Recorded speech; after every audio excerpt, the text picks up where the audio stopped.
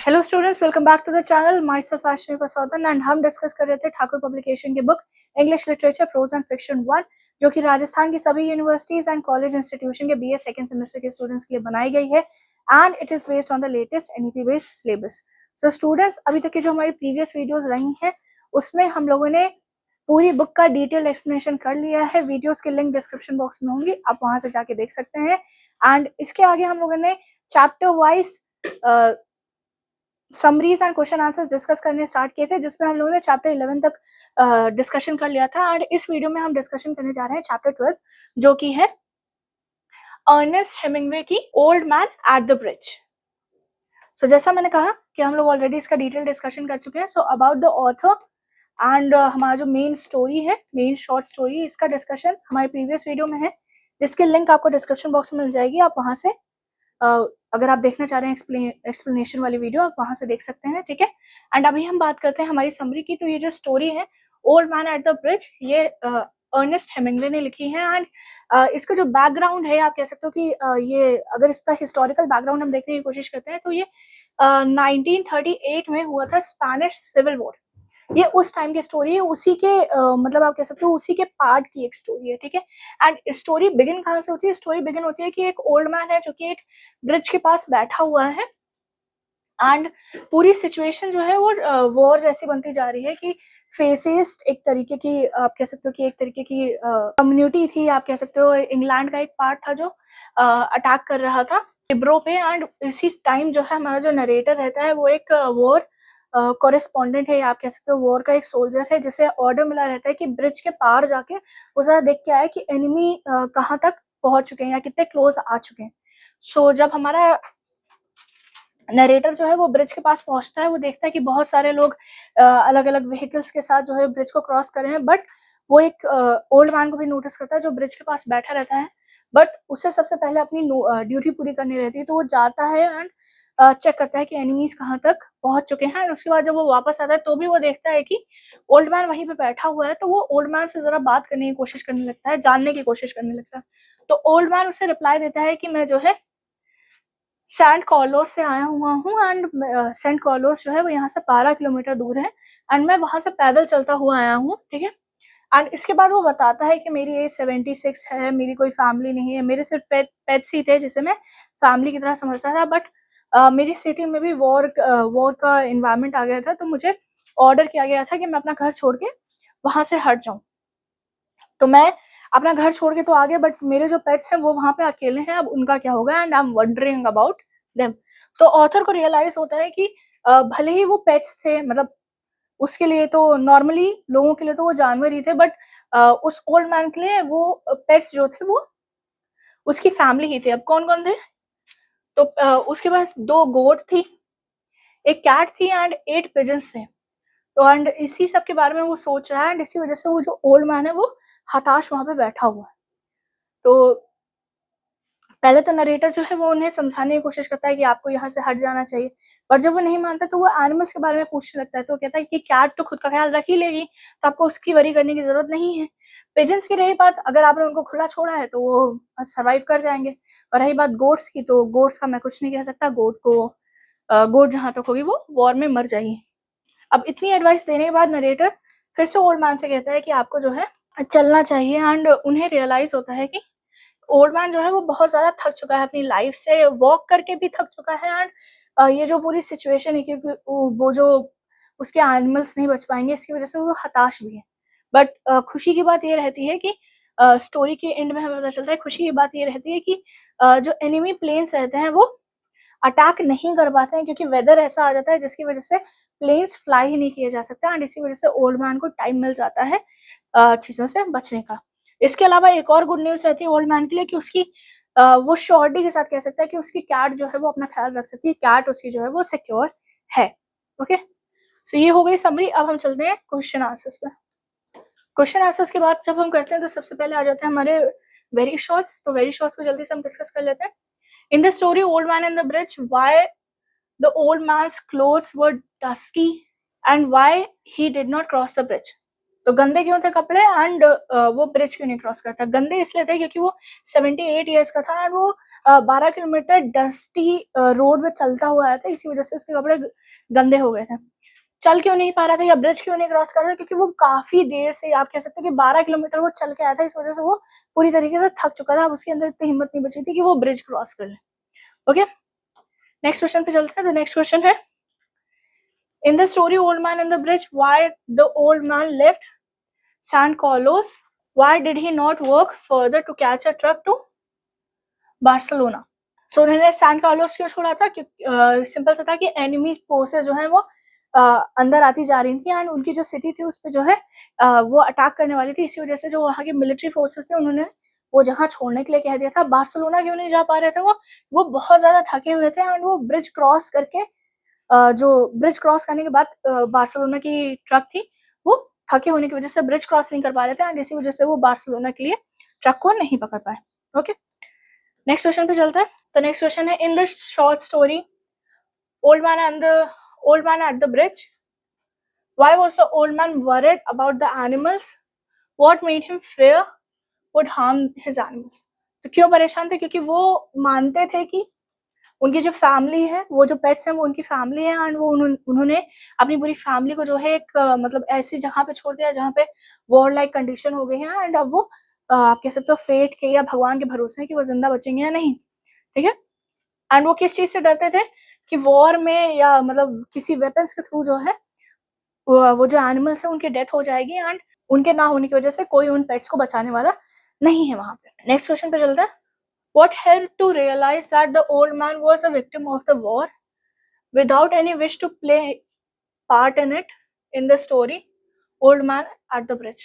अब ऐसी कौन सी चीज है जिससे आप रियलाइज कर सकते हो कि ये जो ओल्ड मैन है ये वॉर में कोई पार्ट नहीं लेना चाह रहा बल्कि ये उसका विक्टिम है। तो ये आपको सिंपल सा इससे समझ में आता है कि वो अपना घर छोड़ा है, उसने अपने पेट्स को छोड़ा है जिन्हें वो परिवार मानता था, सिर्फ इस वजह से क्योंकि वहाँ पे वॉर लाइक सिचुएशन बन गई थी एंड वो हमेशा जो है अपने एनिमल्स के बारे में सोचता रहता था, एनिमल्स के बारे में बात करता रहता था, बट उसे पॉलिटिक्स और बाकी चीजों से कोई लेना देना नहीं था। उसे कोई फर्क नहीं पड़ता था कौन जीत रहा है कौन हार रहा है, उसे बस उसकी फैमिली यानी कि उसके जो पेट्स हैं उनसे मतलब था। क्वेश्चन पे चलते हैं। तो नेक्स्ट क्वेश्चन बहुत ईजी सा है, what is the meaning of pontoon bridge?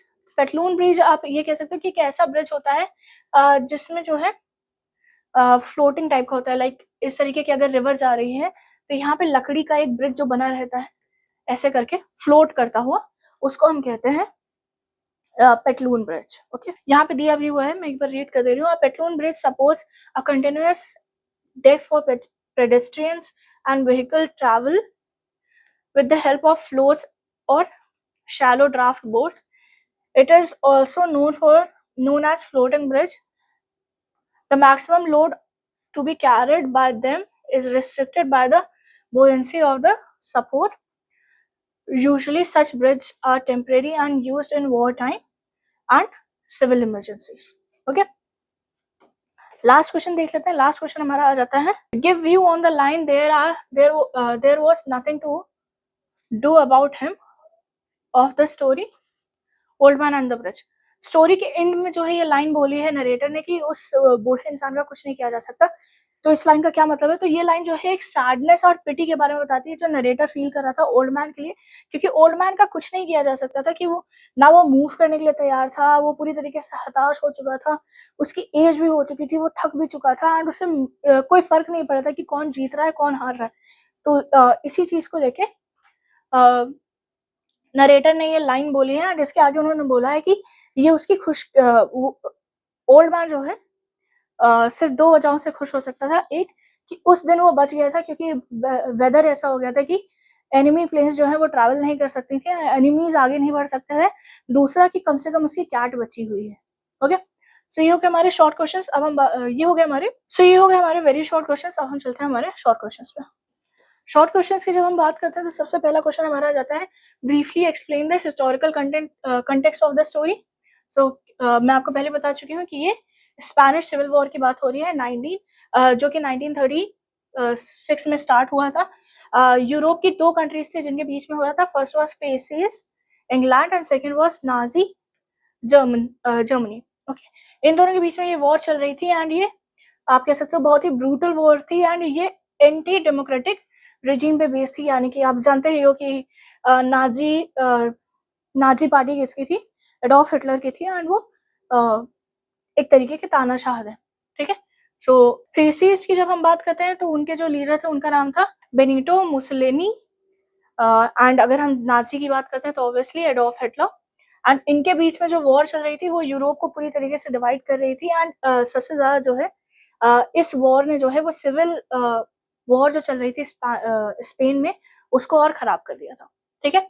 इसकी वजह से लोगों के अंदर और ज्यादा डर आने लगा था और ज्यादा चीजें खराब होने लगी थी एंड जितनी भी यूरोपियन कंट्रीज हैं वो भी बहुत ज्यादा वरी करने लगी थी अपने कंट्री को लेके। ओके, नेक्स्ट क्वेश्चन पे चलते हैं। तो नेक्स्ट क्वेश्चन आ जाता है explain the title of the story old man and the bridge. तो ये title old man and the bridge author ने क्यों रखा है, आप इसको एक्सप्लेन कीजिए।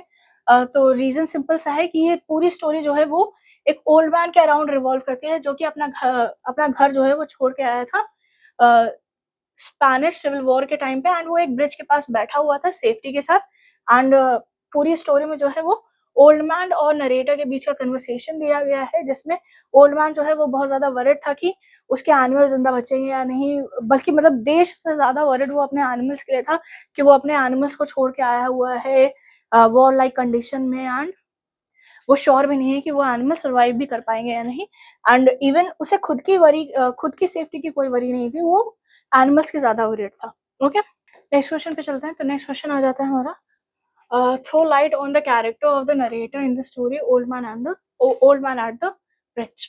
सो नरेटर के कैरेक्टरिस्टिक्स से आप कह सकते हो नरेटर के कैरेक्टर्स के बारे में बात करनी है तो सिंपल सा है, नरेटर जो है वो स्टोरी में एक सोल्जर बना हुआ है जो कि देखता है कि ओल्ड मैन जो है वो ब्रिज पे बैठा हुआ है जहाँ पे बाकी लोग जो है उस ब्रिज को क्रॉस कर रहे हैं ताकि वो इस स्पेनिश की जो सिविल वॉर है उससे बच सके।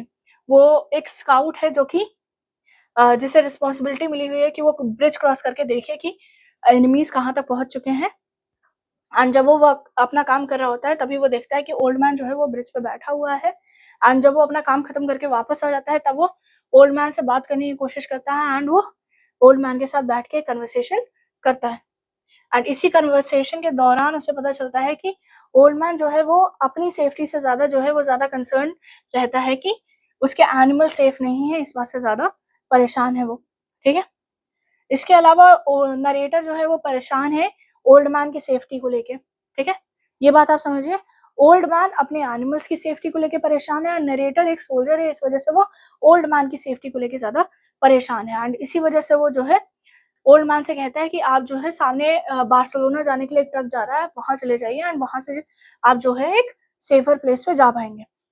ओल्ड मैन जाने की हालत में नहीं रहता, वो बहुत ज्यादा थका हुआ रहता है एंड इसी वजह से नरेटर जो है वो ओल्ड मैन के लिए बहुत ज्यादा सैड फील कर रहा होता है क्योंकि वो समझ जाता है कि ओल्ड मैन की जो है कितनी आप कह सकते हो कि बेकार हालत है या उनका जो फेट है वो कितने ज्यादा खराब है, ठीक है।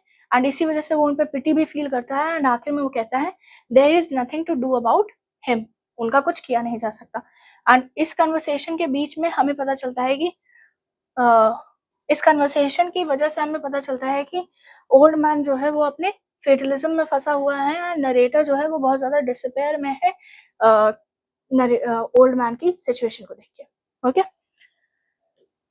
तो ये तो बात हो गई हमारे नरेटर के कैरेक्टर की। अब हम चलते हैं हमारे नेक्स्ट क्वेश्चन पे। ये क्वेश्चन आप कह सकते हो कि थोड़ा सा क्रिएटिव क्वेश्चन है, क्रिएटिव राइटिंग में यूज होता है। सो ये आपके मेन एग्जाम में शायद ना पूछा जाए पर आपका अगर कोई इंटरनल एग्जाम होता है या कोई प्रोफेसर आपसे क्वेश्चन कर रहा होता है तब वो आपसे पूछ सकता है जस्ट टू सी आपको कॉन्सेप्ट कितना ज्यादा समझ में है। तो क्वेश्चन है there is an adverse impact of wars on our lifes, comment on the statement with respect to the story old man at the bridge. So हम कहीं पे भी अगर वॉर होती है तो उसका हमारी लाइफ में बहुत ज्यादा बुरा प्रभाव पड़ता है, इसके बारे में आप कमेंट करना है, आपको रेफरेंस लेना है old man and the bridge का, ठीक है। तो वॉर जो है ऑब्वियसली हमारी जिंदगी को पूरी तरीके से खराब कर देती है एंड वॉर जो है वो जब से इंसान अर्थ पे आए हैं तब से वो चल रही हैं एंड इसका इम्पैक्ट जो है हमारी लाइफ पे हमेशा बुरा ही होता है क्योंकि वॉर का जो कंक्लूजन होता है, वॉर का जो एंड होता है वो हमेशा misery, poverty, drought, death, destruction and और भी नेगेटिव आउटकम्स के साथ होता है, ठीक है।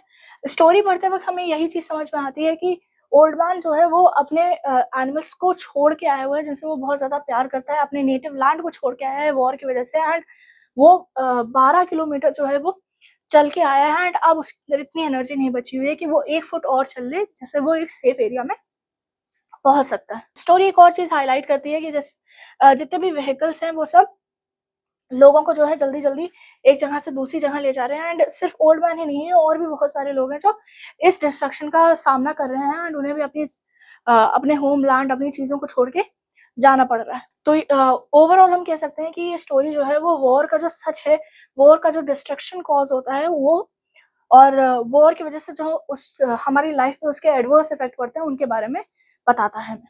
ठीक है?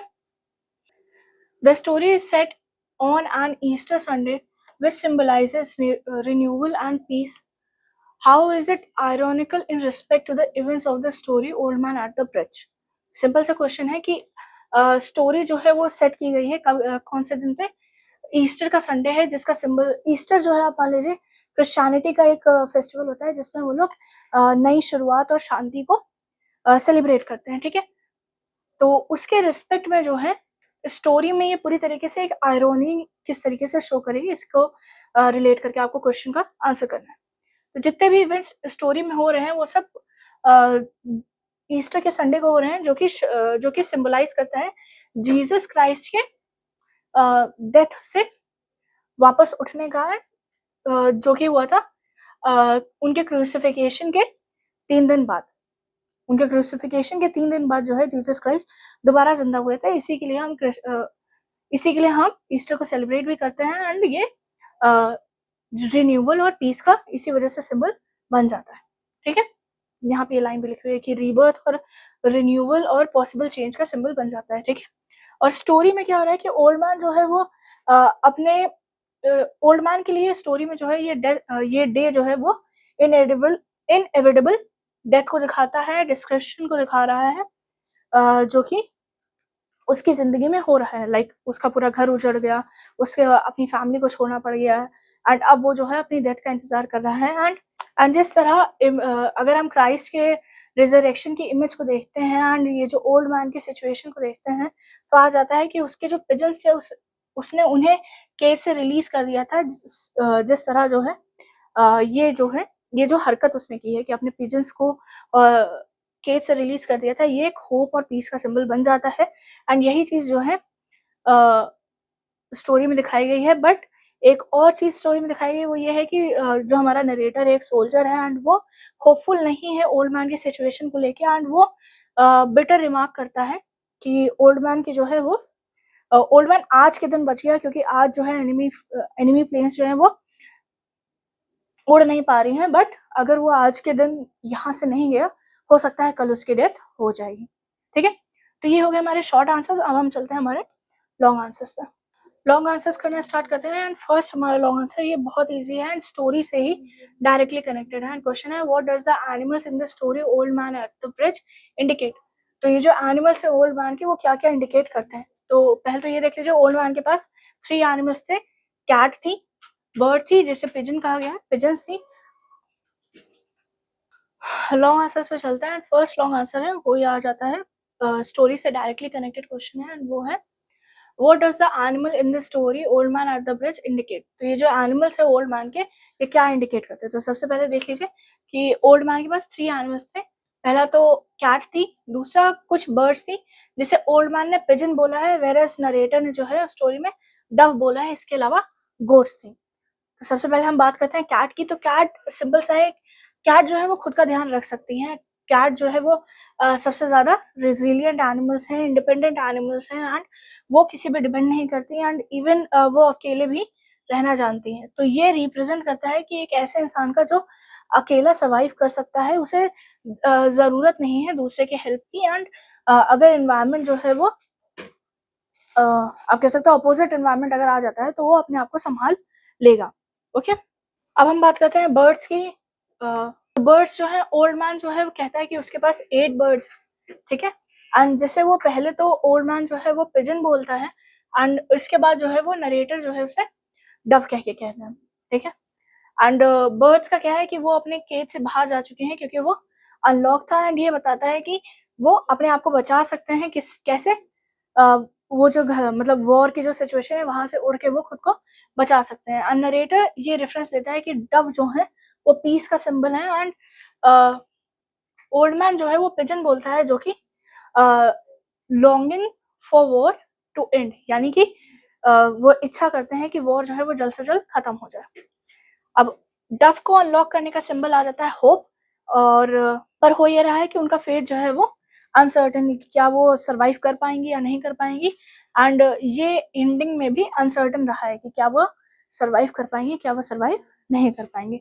ओके, अब हम बात करते हैं गोट्स की। तो गोट्स का सिंपल सा है कि उनके सरवाइव करने का कोई चांस नहीं है, वो किसी भी तरीके से नहीं बच सकती, उनको कोई ना कोई चाहिए जो उन्हें संभाल सके। एंड ओल्ड मैन जो है वो इसी वजह से परेशान है।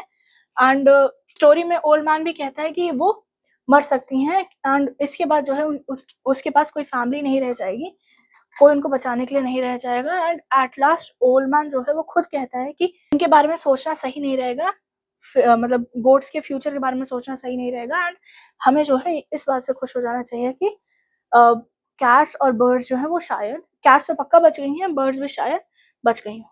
ओके, नेक्स्ट क्वेश्चन पे चलते हैं। हमारी इस वीडियो का ये लास्ट क्वेश्चन होगा। एंड ये क्वेश्चन है हमारा, discuss the major themes of the story.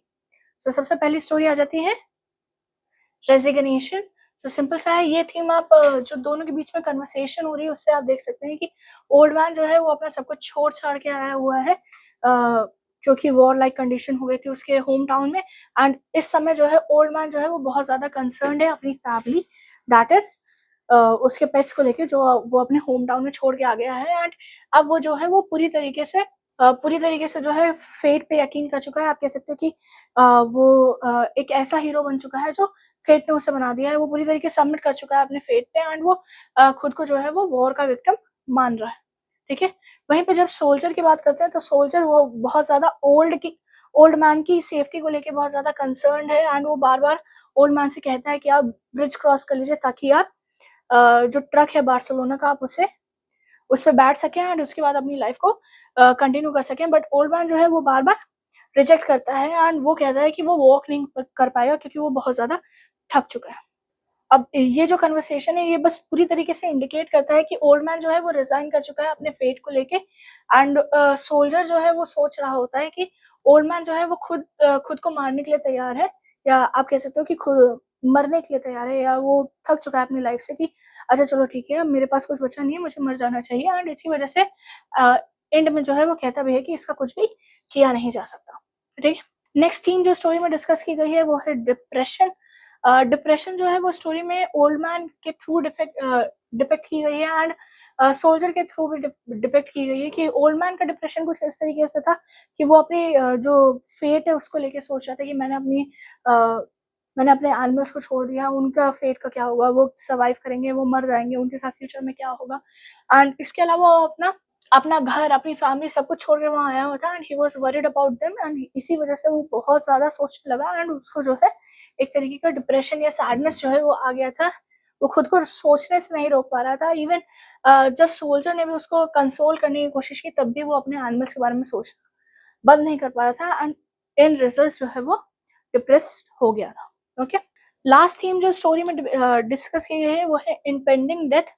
Death को ऑब्वियसली सबको पता है कि डेथ एक ना एक दिन आनी है, बट स्टोरी में जो है नरेटर जो है वो ओल्ड मैन की इम्पेंडिंग डेथ के बारे में सोच रहा है, क्योंकि वो कई बार ओल्ड मैन से कहता है कि आप यहाँ से हट जाइए, आप जो है ट्रक पे बैठ जाइए, वो आपको बार्सिलोना छोड़ देगा। वो ओल्ड मैन को बचाने की कोशिश कर रहा है, बट ओल्ड मैन का जो बार बार रिफ्यूजल है कि मैं नहीं जाऊंगा, मैं बहुत ज्यादा ओल्ड हो चुका हूँ, मैं बहुत चल के आया हूँ, मुझसे और चला नहीं जाएगा, ये जो है वो बताता है कि नरेटर जो है वो बार बार सोच रहा है कि अगर ये आज चल के नहीं जाता या यहाँ से नहीं हटता तो ये मर जाएगा। ओके, सो इसी के साथ हमारा क्वेश्चन भी खत्म होता है एंड हमारा ये वीडियो भी एंड होता है। अगर आपको वीडियो अच्छी लगी तो वीडियो को लाइक कर दीजिएगा। कोई डाउट, कोई क्वेश्चन, कोई सजेशन है तो आप कमेंट बॉक्स में कमेंट कर सकते हैं। चैनल को सब्सक्राइब कर लीजिएगा क्योंकि ऐसा कंटेंट आपको और मिलता रहेगा। ये बुक अगर आप परचेस करना चाह रहे हैं तो आप ये बुक हमारी ऑफिशियल वेबसाइट से, अमेजोन से या फ्लिपकार्ट से परचेस कर सकते हैं। अगर आप इसका ई बुक वर्जन चाह रहे हैं, PDF वर्जन चाह रहे हैं अपने किसी मोबाइल डिवाइस में पढ़ने के लिए, तो आप उसे गूगल प्ले बुक से डाउनलोड कर सकते हैं, परचेज कर सकते हैं। Thank you so much for watching the video and I will see you on the next one.